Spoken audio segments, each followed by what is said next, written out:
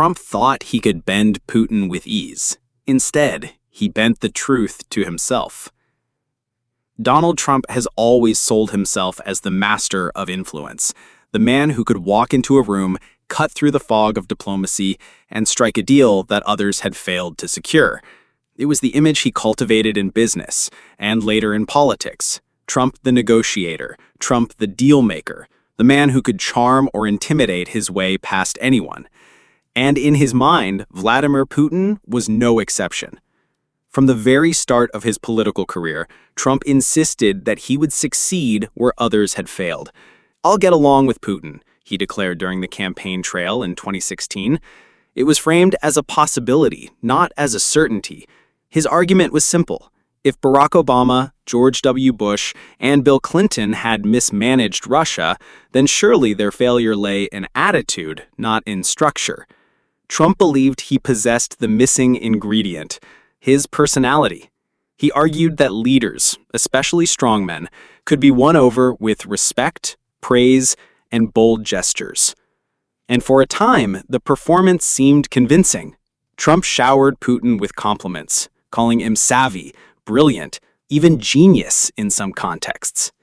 He suggested that by showing respect instead of hostility, he could reset a relationship that had been poisoned by sanctions, accusations of election interference, and geopolitical rivalry. But now, almost a decade later, a different reality is surfacing. Trump has admitted privately and hinted publicly that Putin is proving far harder to influence than he once thought. Reports of tense phone calls between the two men paint a picture of Trump frustrated, even angry, as Putin calmly deflects pressure. For a man who thrives on the idea that no one can resist his persuasion, this is more than a tactical setback. It is a strategic humiliation. To understand why, we need to peel back the layers of both men's styles. Trump operates on loyalty. He believes every relationship can be managed through a mix of flattery, transactional reward, and punishment for disloyalty. He is instinctive, impulsive, and deeply attached to the idea that he can read people better than any advisor. His formula worked with some leaders, especially those who valued visibility and recognition. When Trump called Egypt's president a fantastic guy or lavished praise on North Korea's Kim Jong-un, he was trading in a currency those leaders valued: public validation. But Putin is different. His worldview was forged not in the applause of followers, but in the paranoia of the KGB. He learned early that survival depended on suspicion, patience, and control. He does not need Trump's approval. He needs leverage, and he plays for stakes far beyond headlines. For him, negotiations are not about personal chemistry, but about existential calculations, territory, survival, and the balance of power. That is why during Trump's first presidency, Putin's behavior remained unmoved by flattery. Even as Trump offered warm words, Russia expanded operations in Ukraine, backed Assad in Syria, and tightened its grip on domestic dissent. To Putin, Trump's praise was useful but irrelevant. It weakened Western unity and sowed discord, but it never altered Russia's trajectory. Fast forward to recent months. Leaks suggest Trump has grown openly irritated with Putin in private. He reportedly raised his voice in a call, pressing Moscow to scale back its aggression, only to be met with Putin's unyielding responses. Afterward, Trump admitted that Putin was harder to influence than he expected. But why exactly does Putin resist in ways others do not? One answer lies in the asymmetry of needs. Trump's political identity requires visible wins, the image of control, the headline of triumph, the claim of being the only man capable of striking a deal. But Putin does not require visible validation. His legitimacy at home rests on strength, defiance, and the ability to show that no foreign leader, not even an American president, can bend him. Another answer lies in strategic patience. Trump's style is about momentum and spectacle: create drama, escalate, and close a deal. Putin is patient to the point of coldness. He can wait months, even years, for geopolitical conditions to shift in his favor. In that gap, Trump's urgency becomes a disadvantage, while Putin's stillness becomes a weapon. This mismatch creates a dangerous contradiction. Trump needs closure. Putin thrives on stalemate. Trump wants to declare victory. Putin wants to demonstrate resilience. In every call, in every negotiation, these competing instincts collide. And so far, Putin has emerged the more disciplined player. The implications are stark. If Trump cannot sway Putin, then his central promise, that his personality alone can realign the world order, begins to collapse. His frustration is not just about Ukraine, sanctions, or NATO. It is about the crumbling of a myth that Trump, through sheer force of character, could succeed where others failed. But the story does not end here. Trump's failure with Putin is not just personal. It reverberates across global politics. NATO allies, China, and even domestic U.S. politics are being reshaped by this tension.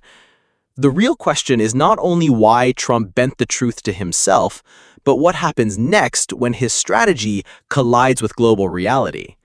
Trump's admission about Putin is more than just a personal frustration.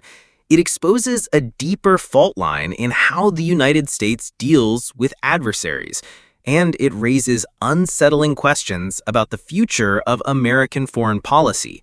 When the world's most powerful officeholder openly struggles to sway a rival, it signals that personality-driven diplomacy has limits that allies and enemies alike are quick to exploit. Let's begin with NATO. For decades, the alliance has operated on a single premise: American leadership is decisive. Even when European capitals disagreed with Washington, they knew the U.S. president carried unmatched weight. Trump's difficulty with Putin, however, cast doubt on that. If the man who once boasted of being able to strike the ultimate deal now concedes he cannot move Moscow, then smaller nations on NATO's front line, Estonia, Latvia, Poland, face a chilling prospect. They may be left to shoulder the burden of deterrence with far less American backing than they hoped for. And in geopolitics, perception often matters as much as reality. If Putin perceives weakness, he may probe NATO's defenses, not because he expects victory in a direct clash, but because he thrives on testing boundaries. Then there is China. Xi Jinping watches these dynamics carefully. Beijing understands that Putin's defiance undermines Trump's aura of control. Every time Trump is forced to admit frustration, Xi sees a precedent. Authoritarian resilience pays off. If Putin can resist U.S. influence without catastrophic consequences, then China has little reason to fear Trump's pressure over Taiwan, trade, or the South China Sea. In effect, Putin's ability to frustrate Trump strengthens Xi's confidence in resisting American demands. But perhaps the most volatile arena is Ukraine. The war remains unresolved, and Trump has positioned himself as the leader who can end it quickly. His line has been simple: put the right pressure on both Kyiv and Moscow, and a deal can be reached. Yet here again, Putin's resistance complicates everything. For Moscow, any deal that does not cement territorial gains is unacceptable. For Trump, any deal that looks like surrender risks political backlash at home. Thus, Trump is trapped between incompatible goals: the quick win he craves and the hard reality Putin insists upon. What scenarios can emerge from this deadlock? Three broad possibilities stand out. Scenario 1. Escalation through frustration. Trump, unable to secure concessions, turns to punishment. He increases sanctions, ramps up military aid to Ukraine, or threatens harsher measures. But escalation carries its own risks. Putin has weathered sanctions before and portrays them as proof of Western hostility. Rather than buckle, he might double down, intensifying military pressure. In this case, Trump's frustration could fuel a spiral neither side can easily control. Scenario 2. Quiet accommodation. Recognizing Putin's immovability, Trump could reduce his demands, seeking to reframe any modest Russian concession as a major win. This would provide him with the headlines he desires, but at a cost, granting Moscow strategic breathing room and potentially legitimizing its territorial claims. For Europe, such an outcome would signal abandonment. For Putin, it would validate his strategy of endurance. Scenario 3. Outsourcing diplomacy. If Trump cannot bend Putin, he may lean on third parties. Perhaps France, Turkey, or even China steps into the role of mediator. But this, too, has implications. The more others mediate, the less decisive Washington appears. American leadership risks erosion, and with it, the credibility of U.S. power.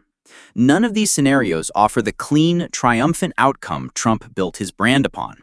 And that may be the most important revelation. In the real world, not every situation can be solved with a handshake and a headline. Let's zoom in on the psychological dimension. Trump has always thrived on the perception of dominance. He celebrates wins in public, often stretching reality to reinforce his narrative. But Putin's resistance strips away that narrative. Each failed attempt to influence him becomes a reminder that charisma has limits. Imagine Trump in future confrontations, with Xi over trade, with Kim Jong-un over weapons, or even with NATO allies over defense spending.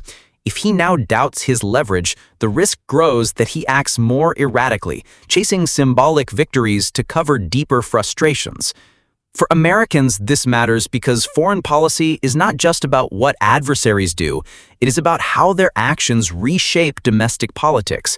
Trump's supporters expect him to deliver strength and control. Admitting that Putin is harder to influence than expected risks alienating that base. His critics, meanwhile, frame it as proof that autocratic leaders play him, not the other way around. The narrative of the ultimate dealmaker is cracking, and in politics, perception can erode faster than reality itself. This moment also forces us to confront a broader truth about international relations. For years, U.S. diplomacy has relied on the idea that personal rapport, whether between Reagan and Gorbachev, Clinton and Yeltsin, or Bush and Blair, can smooth over structural rivalries. But structural realities do not bend to personality.